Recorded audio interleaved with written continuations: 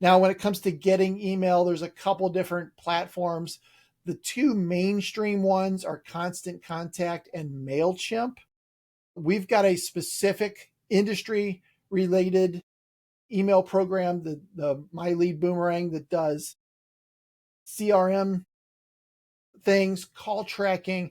It does the social media. It does all the email marketing. It does a lot of these things all in one place. You can learn more about that at mylb.net. But this is a fantastic option that a lot of industry people use nowadays.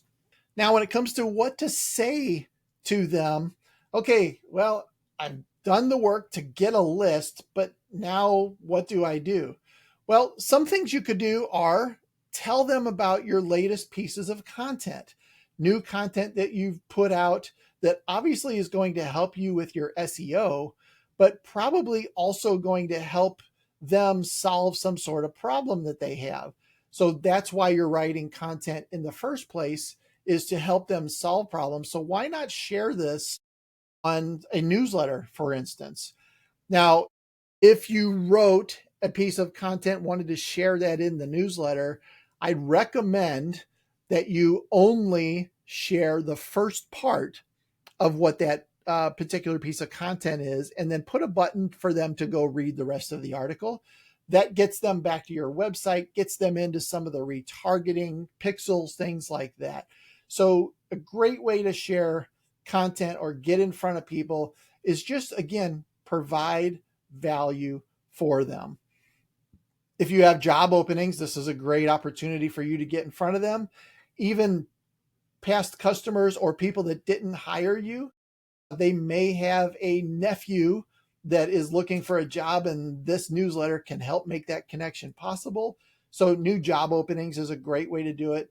I mentioned earlier product launches. If you've got a new smart home system that you're getting ready to roll out, some new cool automation or something along those lines, or you've just brought on a new product line that you want to tell your audience more about, this is a great way to build content to send to them and get in front of them. Obviously, a great excuse to get in front of people is some sort of a deal or promotion.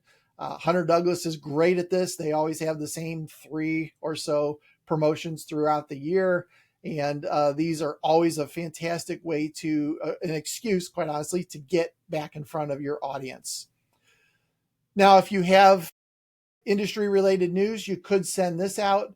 Again, this may be a little bit iffy, because does your audience or your consumers, your customers really care about industry news? Now, in some cases they might, right? When the cordless thing happened and cords went away, it made sense that you put information out there about children, safety, those types of things. So there are times when industry news does make sense, that says, hey, we are at the forefront of this particular thing that's going on. So rest assured, if you want something from us, you're going to get a good quality. Before and after pictures are absolutely a home run when it comes to content that you can send to people. They love seeing what it did look like and what it looks like now. This is something we highly encourage our customers to do. Get a before and an after picture and show that transformation. We're in a very visual industry, and people like to see and feel what they could also have. So doing this before and afters are a great way to create content and get in front of people that may need your services. Another thing you can do is behind the scenes and workroom stuff. Show them that you're a real business and that you're working hard on creating their products. These always go over very well. People seem to really like it. Again, back to the whole visual thing. This also separates you from the more corporate type of businesses, right? We are real people, real families trying to make a living and doing this thing to make your home look better. These are great ways to do it. Answer frequently asked questions. So you probably get a lot of the same questions every week or every month. Why not create a piece of content that answers that question? If 5 people are asking you every month about a specific question, there's probably 500 people that are searching that same thing online. Why not be the one that answers that and uses that content to your advantage? Upcoming opportunities. You got something big coming up, some sort of an event, some sort of a maybe hiring, as I mentioned earlier, some sort of upcoming opportunity to engage with your business. Maybe it's a community fair that you're going to be at, or a home service. Oh, geez, I'm forgetting the word now. Convention, right? Where a lot of different services come together in one place. That's an opportunity for you to share. So, a couple tips around this. Don't overwhelm your audience is probably one of the big ones. Don't send all the time. Be consistent, but don't be crazy, right?